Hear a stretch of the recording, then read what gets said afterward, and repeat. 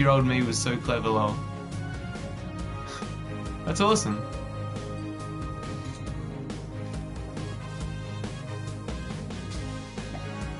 Fun fact, guys. Exodia was my very first ever, like the Exodia's head, Exodia the Forbidden One, was my first ever Yu-Gi-Oh card that I pulled out of a packet. Or it was in my first packet, I don't remember. Because the other card I got in that same first packet was Petite Dragon, and that's my favourite Yu-Gi-Oh card. There you go. It really is awesome. Pyro says, my Harpy ladies are forever my favourite though. Nice. I think there's a Harpy lady in this deck. I think. I'm pretty sure. Why did he put this card in attack? He's lost the duel. He's done it now. He just wanted to give me the win, that's all. Let's finish this off with a bang. Let's get as many points as we can. Let's finally use this card. It's been coming up every time. Oh, I have to select a monster. I guess that makes sense.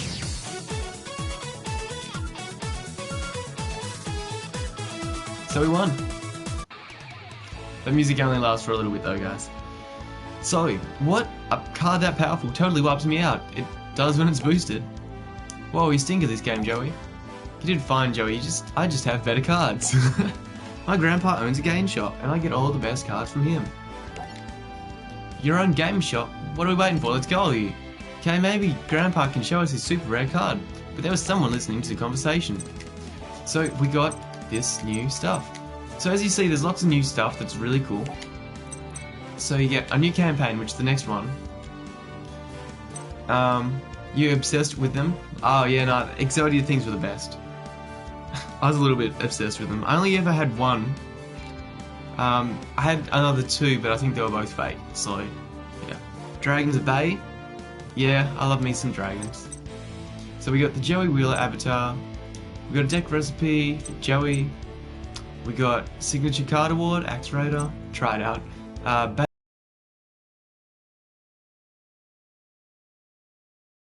Good. And we got some points. And now we get to do the harder cards. We'll do this too. That afternoon, you actually... No, we won't. We won't do that one just yet. I'll show you guys this deck. Oh, wow, hang on. So we get dual points, I should say, in the top right corner. I'm guessing that's for the card shop? Question mark? Alright, it's a deck edit. This here is the basic deck that you have to start with. You have Banner of Courage, which boosts your attack by 200 during your battle phase only. Black Pendant, which, you know, boosts it by 500, inflict 500 when that card dies. Dark Hole, which you can have 2 of now. Fighting Spirit, you know, so it's an equip card. Fissure, destroys something. Heart of the Underdog is really good when you draw a normal monster, and you can stack that effect if you have more than one in your deck. So it's really good if you get a bunch of them. You know, you saw that one, boost fire. We know about the Pig. Shard of Greed lets you draw more cards. Supply Squad lets you draw a card when a monster is destroyed. Swords of Concealing Light changes your monsters to face down defense position. Oh, it changes theirs, sorry, for like 2 turns. No, it changes them to defend and then they can't change it for the next turn. Something like that. Call of the Hunter, definitely one of the best cards in the game. Looks like the old Monster Reborn, I guess. That's still viable. Cry Havoc's a really good card if you're running a normal deck, which this one is. We've got Dust Tornado, again an essential card, unless you have Mystic to... I don't remember the other card, it's a spell card though, it's very similar. Except it's better because it's quick play. Liberty at Last is a nice card. So when a monster you control is destroyed by battle instead of the graveyard, target 2 face-up monsters in the field, shuffle those targets into the deck. So it's okay as long as there's 2 face-up monsters on your opponent's side of the field and not yours. Mirror Force we explained, it's just great, best in the game probs, in my opinion. Against pendulum monsters, I'm not so sure though. Blazing Apache, we saw that, it's just really powerhouse. There's 3 of them. Firewing Pegasus, again we saw that, it's 2 of those. There's Girichin Kawagata, sorry. So it's an insect, it's got 17 attack, it's fairly strong. Despite its small size, this monster has powerful jaws that can rip metal to shreds. So apparently this thing is like the size of like maybe a screw or something, and it's got 1700 attack, and I don't understand why it's so powerful. It makes no sense to me at all. But yeah. Then we have the Great Angus, also known as the Mighty Angus Burger from McDonald's, with 18 attack. He's very violent and berserk. It's never silent, so just know. We've got, I like how watching my face cam changes colour. We've got the Nin Ken Dog, which is a ninja dog of course. Again, powerful, you know, 3 of them. 3 dragons dwelling in the cave because they have lots of defense. Elector Sovereign of Birds is a really good card. So if you guys do buy this game and build a deck, the starting deck you have, you want to change it up in a few different ways. But this card, if your opponent controls 2 face-up monsters with the same attribute, you can special summon this card, so it's really good. It's got lots of attack. And you can also negate a card on the field's effects for a turn. But you can only have 1 of those on the field at a time, so it's really good. Even like 2 copies of it in a deck's probably good, 3 is probably a bit cloggy. Armored Bee, 16 attack, you can have a face-up monster on the opponent's side of the field, their attack points, so it's you know, it's pretty decent. Break is really good because it gets 19 attack, and then you can remove the counter, which lowers its attack back down to 16, and you can destroy a spell or trap. Yep, it's good. It's basically another Mystic Typhoon. Man, I don't remember what they call it. Let's just go Dust Tornado for now. Copycat, when you summon it, you can make it exactly the same as another face-up monster on the field on your opponent's side, so it's good. Can be good for comebacks. Element Dragon, I like it because it's a dragon. Aside from that, I don't know a whole lot about this, and if there's much else to say. Basically, if you put this in a wind or fire deck, it's gonna be okay, as you can see. But yeah, as for how much you want to use it, I don't use it too much. Fencing Fire Ferret, that's the one I was thinking of. So if you look in the bottom left corner of the card print art stuff, the logo's in the way of its face, so you don't see much in the card, and that I think is pretty sad. But it doesn't happen in too many cards, so it's okay. But yeah, this one, if it's destroyed and sent to the graveyard, target a monster that your opponent controls, destroy it, and then inflict 500 damage to your opponent. So I like this card a lot. But because pendulum decks have become a thing, it's not as viable, I don't think. Like it is, but it's probably not quite as great. I see you're an attacker mostly. I was a defender slash trapper. Yeah, true. Definitely me. I play very defensively. How do I explain it? I try to play as defensively as possible while destroying my opponents with cards like Mirror Force, and high attack monsters and cards that just get rid of all the spells and traps. So basically I just try and destroy all their cards while being defensive with things like Marshmallow and, like I said, Mirror Force, so kinda? I don't know. Well, if it isn't the Shadow Lugia himself, says Ephraim Gnome. Hey, how are you doing, oh, how are you doing, everyone? Sorry, the word was like half cut. Yeah, I'm good. Hey, sup? It's been a while, you didn't see the thumb, but the thumb was there. Next one we've got is Gale Lizard, another great card. It's a bit like Penguin Soldier, not quite as good though, but you know, it's good. It's good for the start of the game. Grave Crush Dragon, I like it because it's a dragon, but otherwise it's not helping me too much. This deck specifically might do alright because of all the equipped cards. No, it'll do okay because of the Banner of Courage. Knight of the Red Lotus is pretty interesting because you need 3 normal monsters in your graveyard, then you can special summon it.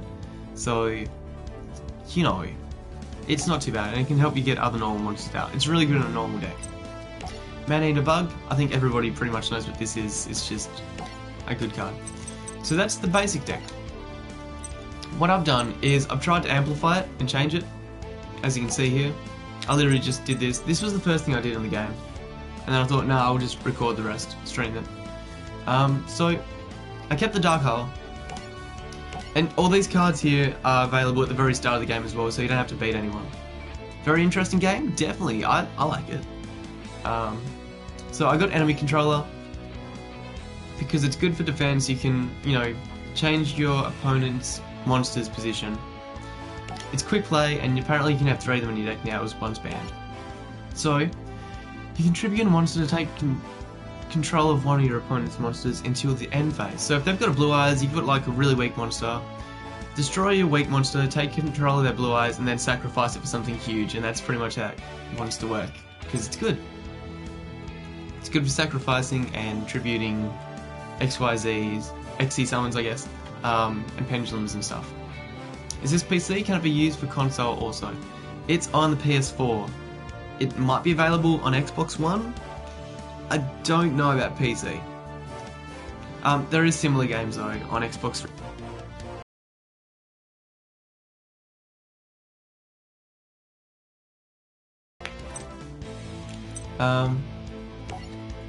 Fighting Spirit, I kept one of these because I don't really like equip cards at all, because I feel like they're a bit of a waste when I can just destroy monsters on the field. But I like this one because you gain 300 attack for each monster your opponent controls, which is pretty great, especially in a comeback situation. But also it can save your card once, so it's not too bad, and I just thought I'd keep it there. Fusion Gate, I got rid of the fire spell, field spell, because I was like, I'll just ditch that sort of fire normal deck strategy. And I wanted a way to get fusion monsters out. I've only got the one fusion monster that was in the deck, that was in the, what's it called, the trunk. But First of the Dragons, I like it because it's a dragon for one, it's got lots of attack, and you just have to fuse 2 normal monsters. And it can't be destroyed by battle except by battle with a normal monster, and it's unaffected by other monsters' effects. So you can destroy it with traps, spells, and you know, strong normal monster effects. So strong normal monsters, so like blue eyes. So you know, it wipes out some special things. It's not too bad for being the only fusion. I like it. And not that I have too many normal monsters in this deck, as you can probably see. I've got 4. Do these count as normal monsters? Pendulum monsters?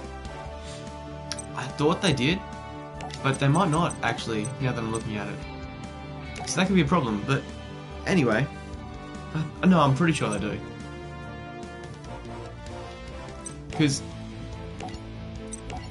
effect pendulum monsters usually have that brown outline around them that say effect as well, so.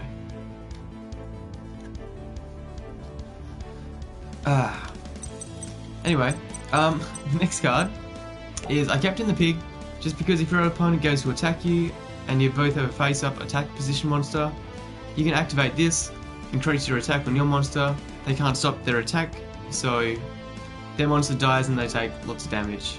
Well, you know, a bit of damage. So it can be in a nice clutch card. The better one, there's a better version of it though that gives you 1000 attack instead of 700, but I don't have that here yet, of course.